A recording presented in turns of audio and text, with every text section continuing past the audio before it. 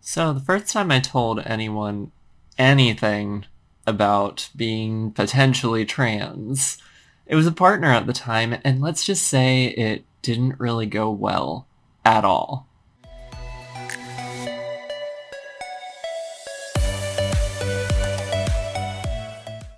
Hey everyone, Chloe from the Chloe Connection here again. Thank you so much for tuning in. If you have not done so already, please be sure to click that subscribe button and notification bell to stay up to date with everything that I put out here on the Chloe Connection. So today I am starting a new series of videos. It's kind of in line with a few series I started way back, like a year and a half ago, talking about coming out experiences, figuring out how I'm trans, and this video series is going to be about coming out to partners and kind of good and bad things that happen. A lot based off of my own experiences, and I plan on interviewing some people about theirs. Looking at both sides, the person who's trans like me, or the person who's a partner of somebody who came out as trans, because I think both perspectives are extremely valuable. So today, let's start at the beginning, the first time that I told anyone really anything about my identity. And I phrase it that way because I didn't specifically use the word trans at the time because I wasn't super familiar with that terminology, and I think deep down I didn't really want to admit that to myself. So I told my partner at the time that I was a crossdresser. And this was back in, this is probably back in 2011. So I was, almost 21 or already 21, somewhere right around 21 at the time. My partner at the time, she's a smart person, and she could tell that when she went off to work, sometimes I would try on her outfits, and as a way of exploring my identity completely in private, because it was something at that point I still didn't fully understand, and honestly didn't really want to fully understand, because it felt like something that had it was something that had a lot of guilt and shame attached to it, and it felt like it should have a lot of guilt and shame attached to it. She just noticed sometimes that maybe her clothes were in different places, or her closet was slightly shifted, and I try to be pretty sneaky, but can't always, and sometimes I just didn't really care. Maybe deep down I wanted to be caught in order to start that conversation. I don't know.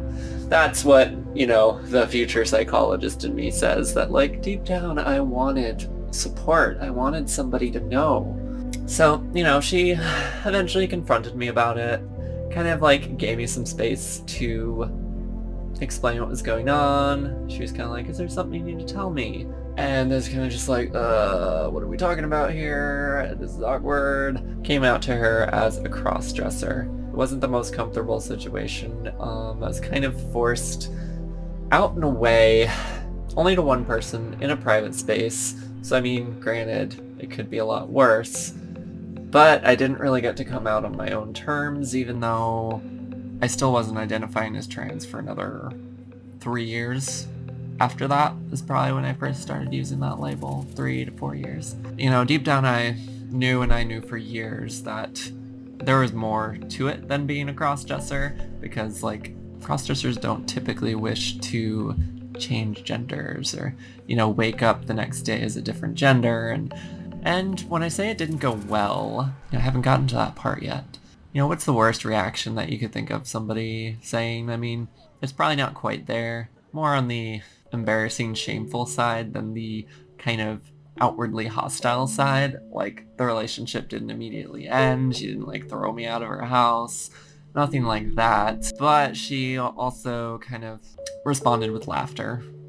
And also basically pseudo-threatened that I can't tell anyone this or else basically. Even thinking far in the future, if we remain together, if we ever have kids, you can never tell them this. You need to basically repress this and stuff it deep down, and nobody can know about this. And, I didn't have the time or space, the capacity to really articulate myself and why that was problematic at the time, just because, this is my first time telling anyone, and not everyone. First time telling anyone, and I didn't really have the words. I didn't know how to articulate who I was and how I felt. It was something that I avoided even when it was just me and my thoughts.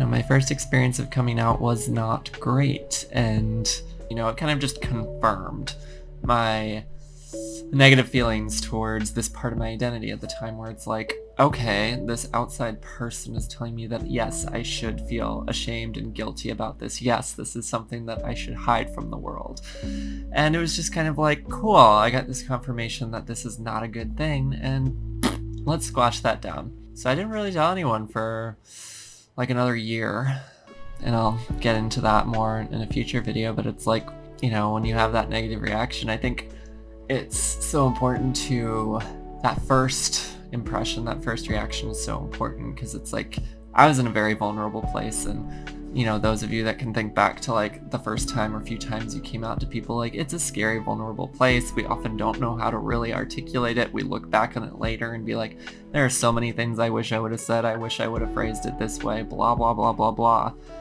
Looking back, something I learned from that is just like, it's really important to consider like who you come out to, I think, in the first place, because it's a very fragile state, and some people can handle being pushed back like that. It set me back probably a year or two in my timeline. I mean, I can't definitively say that I came out when I did, and based on all the stuff that happened in my life, so how can I really say that? But I feel like it was a speed bump, that a little bit of a wall that I had to climb over. Took a little bit of time, for shitty metaphors. Yeah. Thankfully, I eventually will get to partner experiences that were more positive, but, I had my fair share of speed bumps at the beginning, learning that, eventually, maybe I shouldn't come out to partners first. Maybe I should come out to close friends first, where there's not that romantic relationship attached to it that kind of muddies the waters. Obviously, coming out to a partner is important, but maybe getting that support system first. So much to think about. Yeah, I didn't expect all of that to like immediately come up as I was doing that video, so just a flood of thoughts, and thinking about that was about 9 years ago, and it's like crazy. It feels like a lifetime ago. I was literally a different person, and it was a shitty experience, but I'm here where I am now, and unfortunately the road towards being yourself can often be paved with a lot of shitty speed bumps. But that's how I like to see them, as speed bumps. You can get over them. Maybe they're small walls, but we can eventually climb over them. They're not stuff that permanently fix us in place. They slow us down, but they don't stop us. Let me know what you think down in the comments below. Any experiences that you're willing to share, any reactions to my story, my first coming out to a partner story. I'd love to hear what you have to say. So it felt important for me to put a little bit of extra footage here at the end of this video, just to say that you're all in my thoughts, in my wishes. I hope that everyone is doing what they need to do to stay safe, to keep their loved ones safe, their friends, their family, doing what you need to do to keep you and yours safe. Because this is a weird and scary time that we're going through with the coronavirus, and now more than ever, it's important to be paying attention to those little things that the CDC is telling us to do, like washing our hands and limiting social interactions, not going to places that are crowded, things of that nature to reduce the risk of this major virus. And no, I'm not a medical expert, so I'm not going to go into a bunch of details and give you different things than what's been already said about do's and don'ts.